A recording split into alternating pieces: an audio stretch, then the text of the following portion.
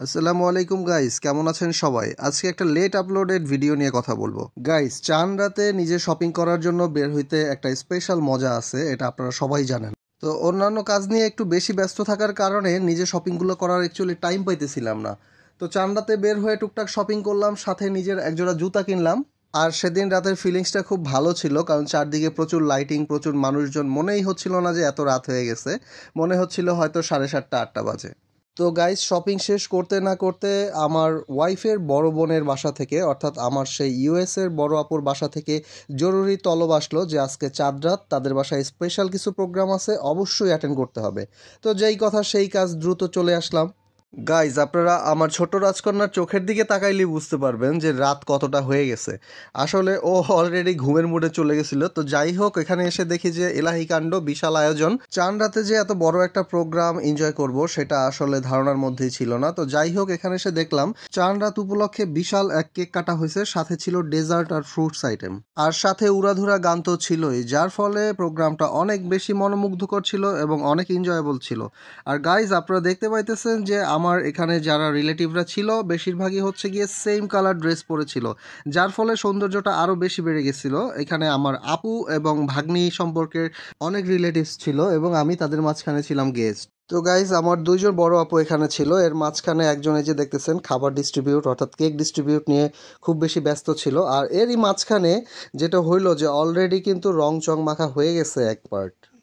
Guys, এখানে আমার বড় দুই ভাই তাদের রং মাখানো থেকে দূরে রাখার জন্য চুপচাপ ছিল। পাশে দেখতে পাইতেছেন যে ভাগ্নেরাও ছিল চুপচাপ। আর ভাগ্নি এবং বড় বোন যারা ছিল তারা ছিল একটু বেশি পাওয়ারফুল, কারণ ওখানে তাদের সংখ্যা ছিল বেশি। প্রোগ্রামে গিয়ে আরেকটা বিষয় যেটা হইতেছিল গাইজ, যে এত লালের মাঝখানে আমি আমার রাঙ্গা বউটাকে খুঁজেই পাইতেছিলাম না, সেও কিন্তু লাল ড্রেসই পরেছিল। টোটাল প্রোগ্রামের মাঝখানে এই যে ব্যস্ত আপুটাকে দেখতেছেন, সে হচ্ছে আমাদের ইউএসের সেই আপু, ভালো আপু। তাকে মেনি মেনি থ্যাঙ্কস, কারণ আপু থাকার কারণেই এই প্রোগ্রামটা হচ্ছিল, মূলত তার উপলক্ষেই হচ্ছিল। আর মূলত প্রোগ্রামটা অর্গানাইজ করতেছিল আপু নিজেই। তো গাইজ, রং মাখানোর পরপরেই কেক কাটা হলো, আমরা সবাই কেক খেলাম খুব মজা করে, এবং তারপরে যেটা হলো যে কেক মাখামাখির পর্ব শেষ হয়ে গেল। তো গাইজ, এরই মাঝখানে আমি নিজেকে কিছুটা ফ্রেশ করে নিলাম, মুখটা ধুয়ে নিলাম, কিন্তু লাভ কি, আমার মুখটা পরিষ্কার দেখার সাথে সাথে আরও এক পশলা রং এসে পড়লো আমার মুখে।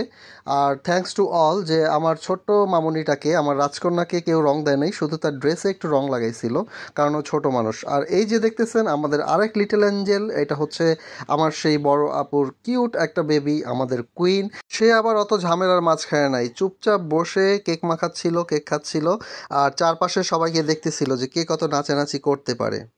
তো গাইজ, যেটা বলতেছিলাম, এত সুন্দর প্রোগ্রাম হবে, খাওয়া দাওয়া হবে, আর সাথে একটু নাচানাচি হবে না, সেটা কি হয়? আর অলরেডি এখানে বিশাল এক সাউন্ড সিস্টেম নিয়ে আসা হয়েছিল।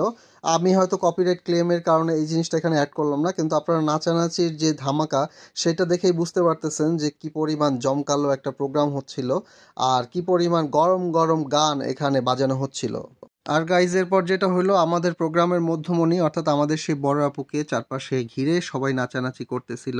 আর গাইজ, অভাগার দুঃখের কথা আর কি বলবো, আমার ওয়াইফ তার বড় বোন এবং রিলেটিভসদেরকে সাথে পেয়ে এত বেশি মজা মাস্তি করতেছিল যে আমার বাচ্চাটা আর আমার দিকে খেয়ালই রাখতেছিল না। টোটাল প্রোগ্রামে আমি শুধু আমার সোনামণির দিকে কেয়ার নিচ্ছিলাম। হ্যাঁ গাইজ, এটাই সত্যি কথা।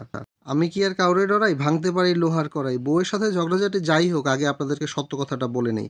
তো যাই হোক গাইজ, আসলে প্রোগ্রামটা খুবই মজার ছিল এবং এনজয়েবল ছিল।